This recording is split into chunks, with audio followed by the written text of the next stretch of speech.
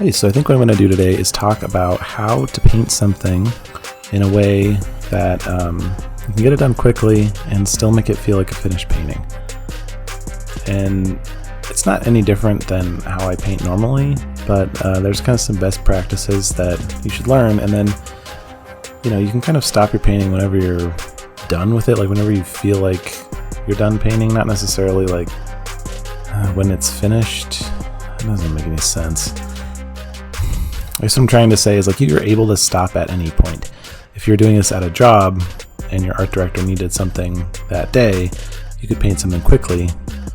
Or, if you had 4 days to work on it, you could continue the painting process and finish it up and make something fancy.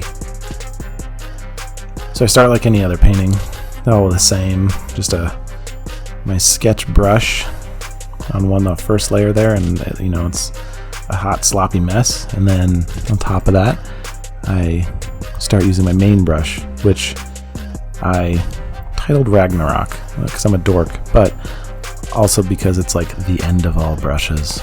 I use it for everything. It's wonderful. And all it is just kind of a scratchy, scraggly thing. It's nothing too fancy, but it gets the job done for me. So I was thinking about this painting, kind of just had like a little idea in my head. I wasn't even 100% sure where I wanted it to go. I just knew I wanted to see Miles with his hood and probably some of his coat. I didn't want to draw the whole figure, right? Because I knew I was only going to spend a couple hours on this. I think I ended up spending about an hour and a half total. And there's no hands and there's no feet. So, that's the hardest stuff to draw. So I'm still going on with this brush, and it's sloppy. It's a hot mess, but I'm going to paint over it. I've decided in the last few years, really the last year, I guess, that I just don't do quality line art, and I'm okay with that. They still have quality drawing, just not clean. Okay, so colorize my lines because black lines are ugly. And then I dropped a solid underneath and started putting in flats. Like, what are his base colors? What's the color of the background? That's the most important thing.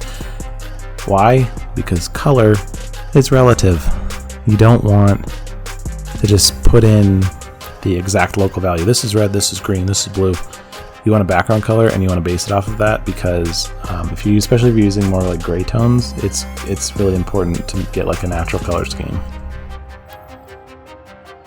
Like that green isn't really that green. It's kind of a gray color, but next to the red, it looks more green. Okay, back to this. Shadows on a multiply layer. Just throw them in there. It's super sloppy and messy, right? It's pretty disgusting. On top of that, I have a screen, or I think it's a hard light layer. I'm using like a blue color for my highlights. My shadow color is warm. It's like a purple and a reddish purple.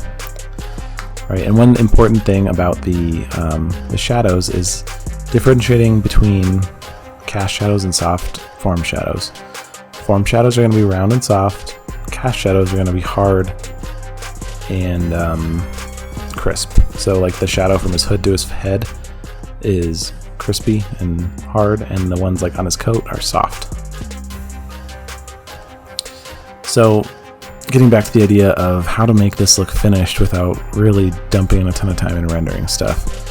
So there's this thing called Gestalt psychology. Do a little research, look it up. You probably know about it. You're smart people. All it really says is that, I guess the main principle behind it is that your brain kind of can fill in the gaps. Like you don't have to have an entire triangle on a piece of paper for your brain to know that it's a triangle. Like if you draw the 3 corners of a triangle, people can infer the lines in between. That is super helpful in your painting, and it can be leveraged to your advantage. This background, for example, is a few purple squares and a few gold squares, but they're arranged in a way where You get a couple of them where you can see windows, and your brain is just going to fill in the rest of the windows for you, and you don't have to realize that your brain doesn't see every window, right? It takes shortcuts when it's processing information. And on Miles, it's the same thing. Like, I'm going to go through and I'm going to detail out his mask, and that's it. And by doing that, you realize, like, okay, his mask and his pants are somewhat similar materials, and the rest of him, he's obviously a person because this is his face. It exists, right? It's like you can have everything so much looser and so much more expressive. And it's also, it's really a good thing. Like, you don't want to detail everything, right? If you detail everything, it's boring.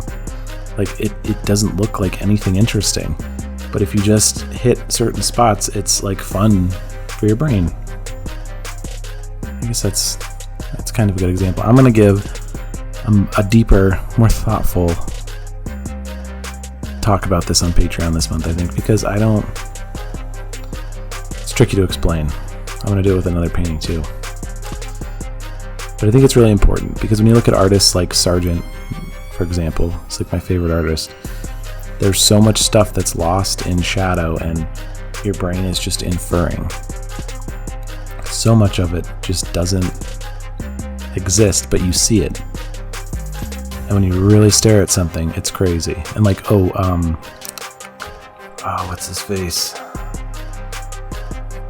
Come on. I'll think of him in a minute.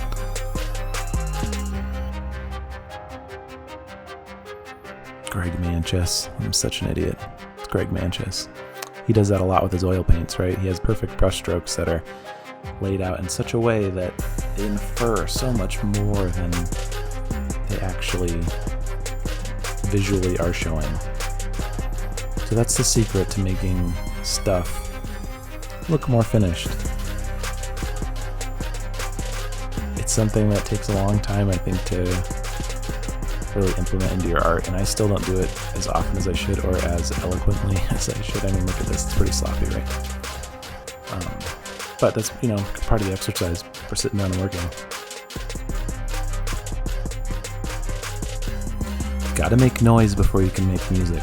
You know what I mean? If you're playing an instrument, it's gonna sound terrible for a long time before it sounds like anything good. And with art, you have to be willing to do stuff that is bad to get stuff that's good, right? You have to be experimental and try stuff. So when I do small sketches like this, that's me letting go and just winging it and doing something fun. Because if this hadn't turned out looking nice, then it's no loss. It's fine. But when I have a client piece, I make sure and I stick to my tried and true methods to get a quality piece of art out. So, I don't know, give it a shot.